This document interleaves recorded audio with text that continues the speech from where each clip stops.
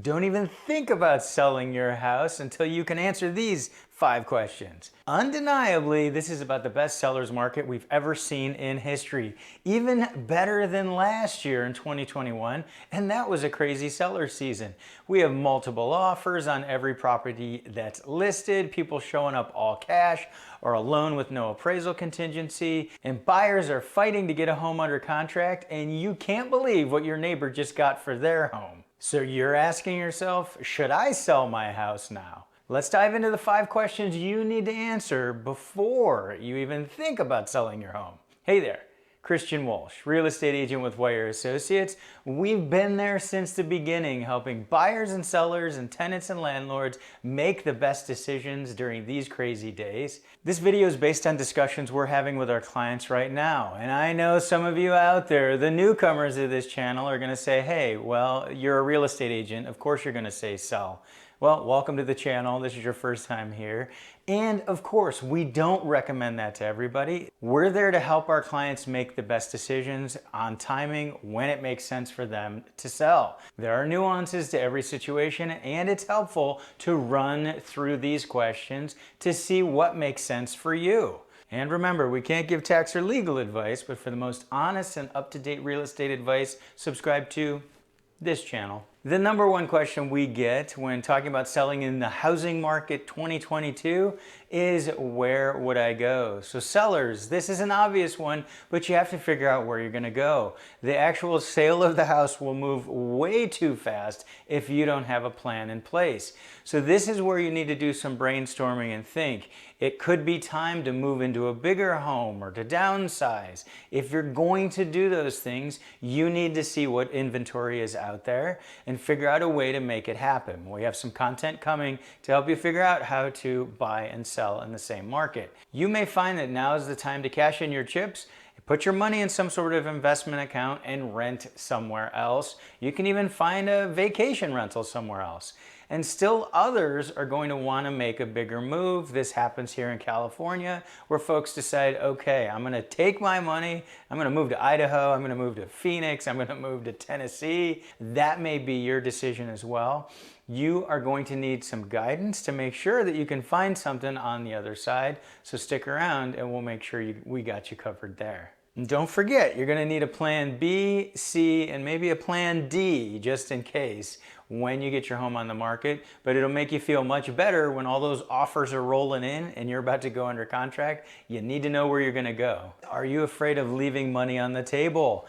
Well, of course, with values going through the roof, 20% plus year-over-year gains, it's natural that you may be worried that if you sell now, that you're gonna leave money on the table. And why not wait until later in the year when values have gone up even more? Values are gonna continue to go up here for the next year or two at least, and it's due to lack of inventory.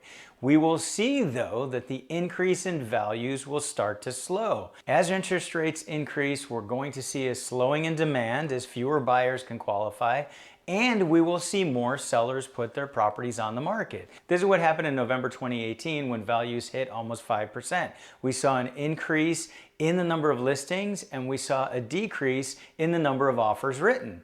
Now, this is not going to lead to dramatic price drops or potentially price drops at all. It will slow down the level of appreciation. So you don't have to worry about leaving too much money on the table, but there is always that chance. It also depends on what your plan is. If your plan is to sell and cash in your chips and get out of the real estate market, then yes, you could potentially leave a little money on the table. But it's worth doing that if it makes sense for you and if you're gonna do something else with the money to make money. If you're gonna sell and buy something else, then that's less of a worry because you're gonna continue to see the increase in value in the up leg, as we call it on the investment side. In that next property you buy, it will go up in value just as your existing home will have gone up in value. So at the end of the day, there is a chance you'll leave a little bit of money on the table, but it's up to you on what your plan is, whether that makes sense or not. And this is when I'm disappointed that I don't hear more discussions before people sell. and that is, how are you going to avoid paying taxes? With the big run up in value, we find that a lot of folks may end up having to pay taxes on their capital gain. Now, of course, there's Section 121, which allows a single person to exclude $250,000 in gain, or a married couple to exclude $500,000, as long as the home has been their primary residence for 2 out of 5 years. And we've done some content on that. It's linked above so you can take a look. This is why you need to talk to your CPA or financial planner to figure out a plan to see how much income tax you can avoid. Because who wants to pay a big, huge tax bill to make a move? The other side of the coin is property taxes. And this will change depending on the value of the home that you acquire. In the state of California, we have a way to avoid an increase in property taxes, and that's called Prop 19. If a seller is 55 or older, they are able to transfer their property tax basis onto the next home. And I've also done a video on this one so you can calculate what that'll look like. But in many cases, this will help reduce tax bills for those in the state of California. Number 4, another important question is, what's your timing? What makes the most sense for you? It could be a short timeline where you could be ready to sell in the next month or 2, or it could be much longer. It could be 4 or 5 years before your kids are out of school. Figure out a timeline that works for you. An important point here is, don't forget it will take time to get the property ready. You could be ready to go tomorrow, get this home on the market, get it sold and jump in, but there are still a few things that may need to be done to the home.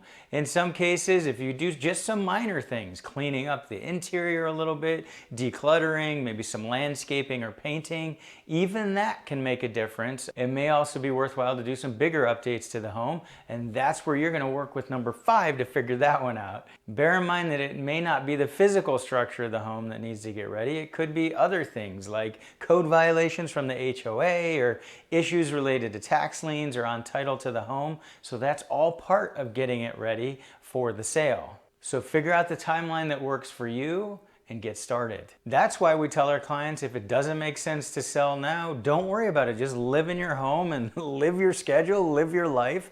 And when you're ready, then you sell. And it may be a long, long time. And number 5, have you hired the best real estate agent to manage the process? And I know, again, of course, I'm a real estate agent and I'm going to talk about this, but this is absolutely vital. You have to have someone who has the experience and the systems to manage this crazy process. It will be madness when your home hits the market. Showings from sunup until sundown, tons of offers rolling in. You need someone who is going to help you sort through all of this and find the best offer, find the best buyer for your home, and negotiate on your behalf to get you what you need. Maybe it's some extra time. You need somebody who's going to lay out the steps in the process so that you feel comfortable throughout the entire sale of your home. And of course, as we discussed in number 1, some folks are making a big move. And this is where it's important to have the guidance of at least 2 great agents. That would be one to sell your home and one to help you on the other side. And of course, we can help you if you're in the Southern California area. If you're outside the area, we can help you find the right professional to get the job done and make it as smooth as possible. And that's for the sale or purchase out of the area. So we've got our contact info below. Reach out if you would like help in finding the appropriate professional. Let us know in the comments below if selling makes sense for you right now. What's holding you back? We want to hear. Make sure you subscribe to our free weekly email newsletter. We cover topics like this, plus a whole lot more for buyers and sellers. And check out this next video where we run through more of what you need to know in this housing market. Thanks for tuning in. This has been Christian Walsh, real estate agent with Wire Associates, and we appreciate you.